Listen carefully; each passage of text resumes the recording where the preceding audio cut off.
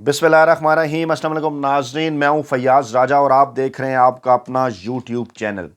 दोस्तों, पाकिस्तान तहरीक इंसाफ के सरबराह इमरान खान की जानिब से कौम से तारीखी खिताब, और इस खिताब में अहम तरीन ऐलान इमरान खान ने मुल्क भर में जेल भरो तहरीक का ऐलान कर दिया और कहा कि उनके पास पहिया जाम हड़ताल का भी ऑप्शन मौजूद है। इमरान खान ने मौजूदा सियासी माफिया और उनके हैंडलर से शिकस्त तस्लीम करने से इनकार कर दिया। इमरान खान के पास इस वक्त क्या क्या सियासी कार्ड्स मौजूद हैं, उनके सियासी मुखालफिन को कुछ समझ नहीं आ रहा, और इमरान खान अपने मजबूत एसाब के बायस अब तक की तमाम तर की गई सियासी जंग में आगे। इलेक्शन तो जरूर होंगे, सुप्रीम कोर्ट को भी अपना किरदार अदा करना होगा। अहम तरीन तफसीलात इस वीडियो में आपके सामने रखते हैं।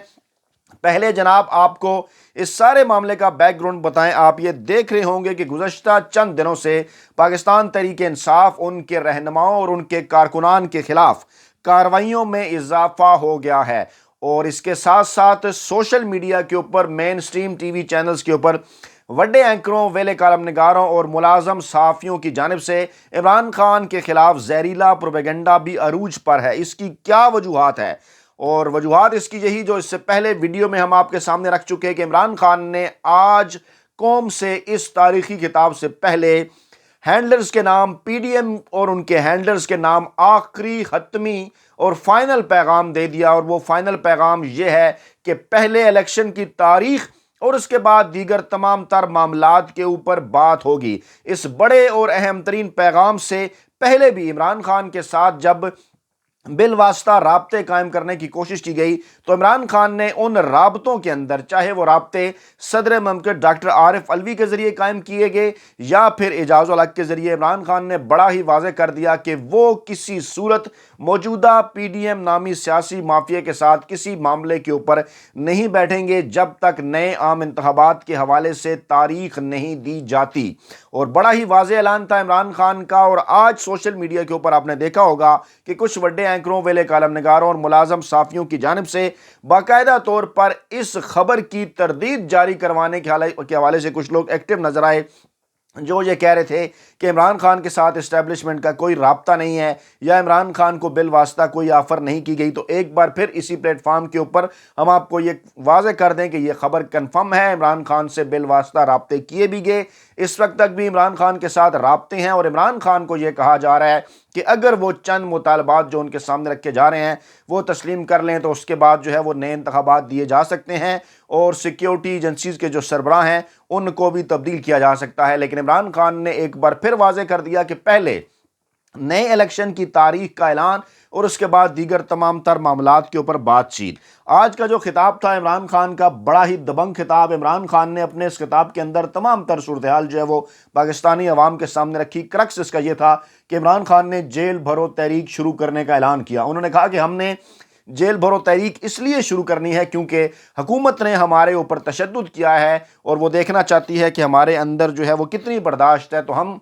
आपका मुकाबला करने के लिए तैयार हैं। इमरान खान ने कहा कि हुकूमत ने मुझे जेल में डालने का प्लान बना रखा है, और जनाब वो आप जेल में डालने की क्यों तकलीफ करते हैं, हम खुद जेल भरो तहरीक शुरू करने जा रहे हैं। हम देखेंगे कि आपके अंदर कितनी जुर्रत है, आपकी जेलों के अंदर कितनी जगह है। पाकिस्तानी कौम तैयार है, कारकुनान तैयार है, वो मेरी कॉल का इंतज़ार करें और मैं जो ही आपको कहूँगा कि घरों से निकल कर गिरफ्तारी दे दें तो फिर आपने गिरफ्तारी देनी है। इमरान खान ने कहा कि इस वक्त इतने बुरे हालात हैं, हम उस विजन से इतना दूर जा रहे हैं कि मुझे खौफ आ रहा है कि बैसियत कौम हम बचेंगे भी या नहीं। जो कौम अपने नज़रिए से हट जाती है वो मर जाती है। उन्होंने कहा कि जब साजिश के तहत मुल्क के मुजरमों की हुकूमत हमारे ऊपर नाफज की गई, अगर आज हम नहीं जागेंगे, जिद्दोजहद नहीं करेंगे तो हम सब जिम्मेदार होंगे जिस रुख पर हम निकल चुके हैं। उन्होंने कहा कि पाकिस्तानी बिजनेसमैनों से पूछें कि आपको दुबई में जाकर आप पैसा लगा रहे हैं, वो सबसे पहले कहेंगे कि हमें उनके कानून पर एतमाद है, यहाँ कानून की हुक्मरानी है। इमरान खान ने कहा कि बैरून मुल्क तकरीबन 1 करोड़ पाकिस्तानी मुकीम हैं,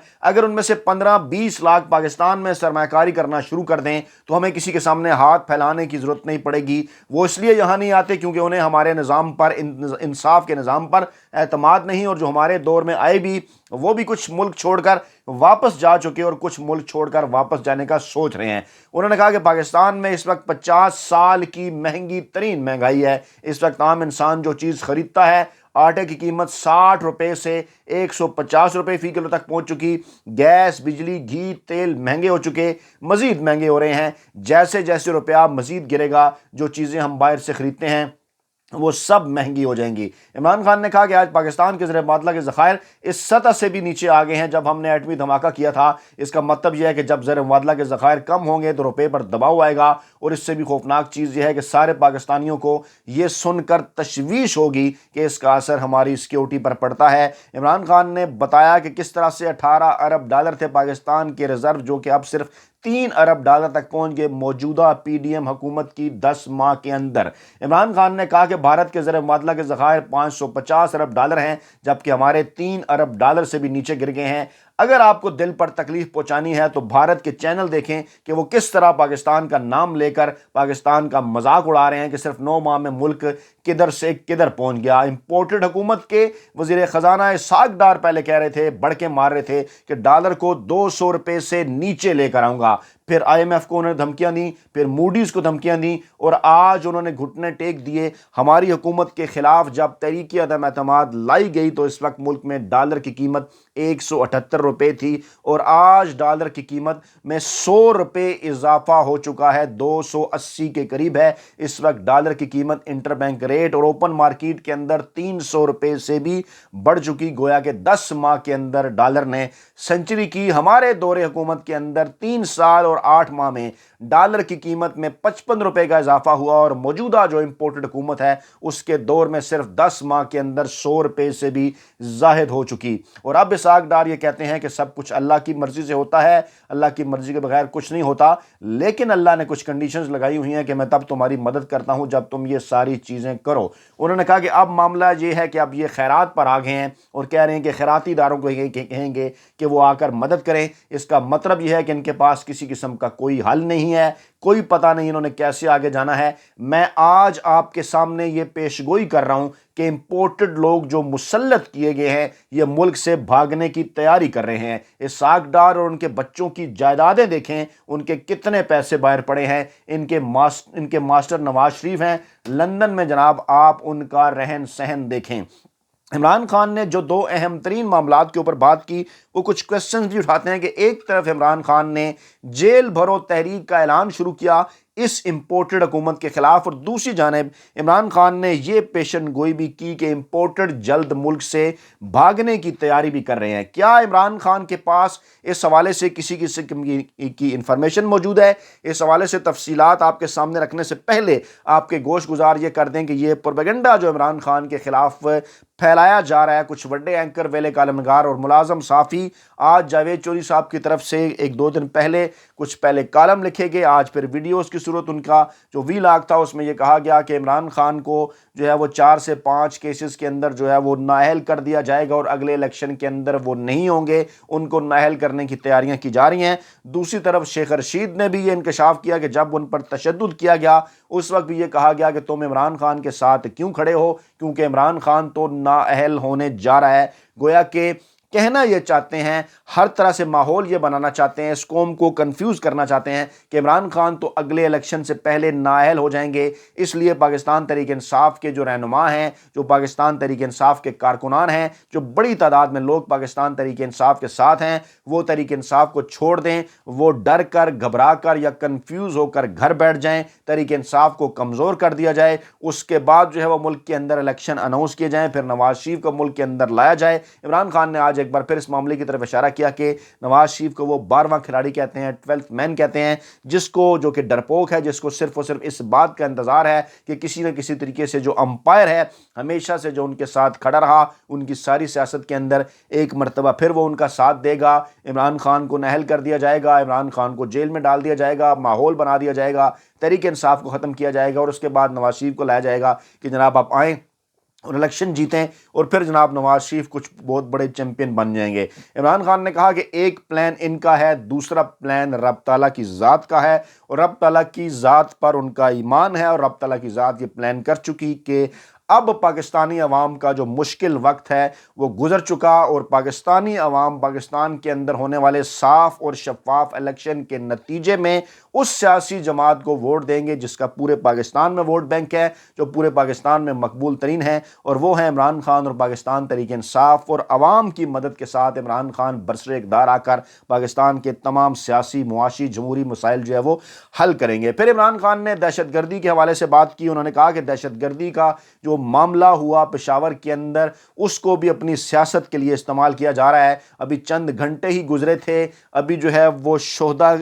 کی جو ہے وہ میتیں جو ہے وہ لے جائی جا رہی تھیں، ابھی آپریشن جو ہے وہ وہاں پر چل رہا تھا، زخمیوں کو اسپتال پہنچایا جا رہا تھا کہ اسی دوران بیانات آنا شروع ہو گئے کہ امن و امان کی صورتحال کو وہاں پر بنیاد بنا کر پشاور کے اندر جو ہے وہ خیبر پختونخوا کی صوبائی اسمبلی کے جو عام انتخابات ہیں وہ ملتوی کر دیے جائیں۔ اس کے بعد پنجاب کے اندر بھی کچھ اس قسم کی کارروائیاں ٹی وی چینلز کے اوپر چلوائی گئیں، اور یہ ظاہر کرنے کی کوشش کی گئی کہ پنجاب میں بھی امن و امان کی صورتحال خراب ہے اور یہاں بھی جو الیکشن ہے وہ آگے لے جائے جائیں۔ عمران خان نے یہ سوال بھی اٹھایا، جو سوال پاکستان تحریک انصاف کے رہنما اور غیر جانبدار صحافی بھی اٹھاتے ہوئے نظر آ رہے ہیں، کہ پورے ملک کے اندر الیکشن کمیشن آف پاکستان کی جانب سے 16 مارچ اور 19 مارچ کو 64 ایسے حلقے ہیں جو کہ پنجاب کے ہیں، خیبر پختونخوا کے ہیں، سندھ کے ہیں اور بلوچستان کے ہیں، جن پر ضمنی انتخابات کا schedule election commission of Pakistan کی جانب سے جاری کر دیا گیا ہے۔ سوال انہوں نے یہ رکھا کہ کیا جو قومی اسمبلی کے حلقے ہیں وہ پاکستان کے اندر نہیں آتے؟ کیا وہاں پر امن و امان کی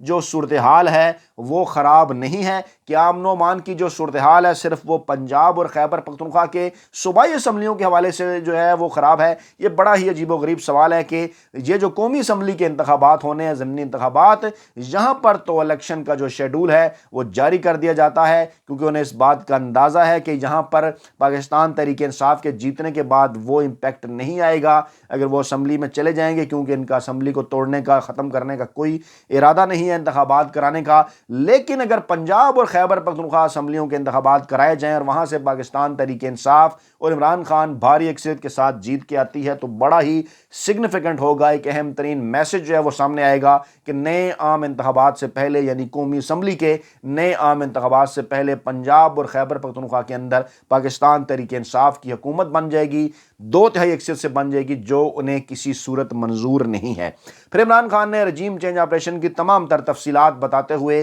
یہ معاملہ بھی قوم کے سامنے رکھا کہ آپ کو یاد ہوگا کہ جس سیاستدان نے فرنٹ لائن پر آ کر رجیم چینج آپریشن پر تنقید کی، رجیم چینج آپریشن کی مخالفت کی، چاہے وہ شہباز گل ہوں، چاہے وہ اعظم سواتی ہوں، چاہے وہ فواد چودھری ہوں یا پھر شیخ رشید ہوں، ان کے خلاف غیر آئینی اور غیر قانونی کارروائیاں کی گئیں۔ عمران خان نے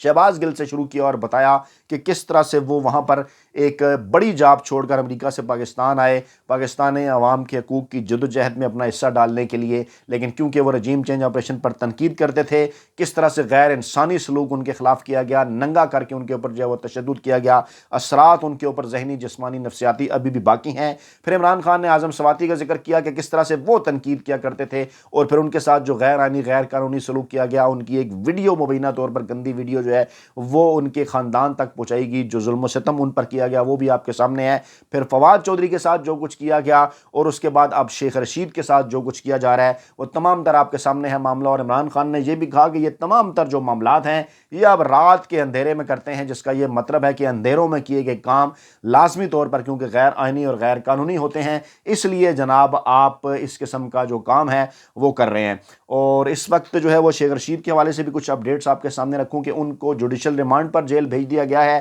مزید ان کا جسمانی ریمانڈ جو ہے وہ مانگا گیا تھا لیکن وہ عدلیہ نے نہیں مانگا، پھر ان کا راداری ریمانڈ جو ہے وہ مانگا گیا تھا کہ انہیں کراچی لے جایا جائے، لیکن وہ درخواست بھی جو ہے وہ خارج کر دی گئی ہے۔ اور اب اگلی جو سماعت ہے، شیخ رشید نے ضمانت کی درخواست دائر کی ہے، اس پر پیر کے روز جو ہے وہ سماعت ہونے جا رہی ہے۔ پھر عمران خان نے اپنے اوپر ہونے والے قاتلانہ حملے کا بھی ذکر کیا، انہوں نے کہا کہ ان کو ڈرانے کے لیے، ان کو دھمکانے کے لیے ان کے اوپر قاتلانہ حملہ کیا گیا تاکہ وہ گھر بیٹھ جائیں، تاکہ وہ عوام کے اندر آ کر تحریک نہ چلائیں، چاہے وہ پاکستانی سیاست سے نکل جائیں، آؤٹ ہو جائیں۔ لیکن عمران خان نے یہ کہا کہ انہوں نے ہارنا نہیں سیکھا، آخری بال تک، آخری گیند تک وہ مقابلہ کریں گے اور ہر صورت اس سیاسی مافیا کو ان کے انجام تک پہنچائیں گے۔ پھر عمران خان نے صحافیوں کا ذکر کیا۔ عمران خان نے یہ کہا کہ جو صحافی رجیم چینج آپریشن پر تنقید کرتا تھا، ثبوتوں کے ساتھ ثبوت سامنے رکھتا تھا کہ کیسے یہ بیرونی سازش ہوئی، اس میں ارشد شریف سر فہرست تھے، ان کو کس طرح سے قتل کر دیا گیا۔ پاکستان کی صحافیوں کی تاریخ کا انتہائی افسوسناک اور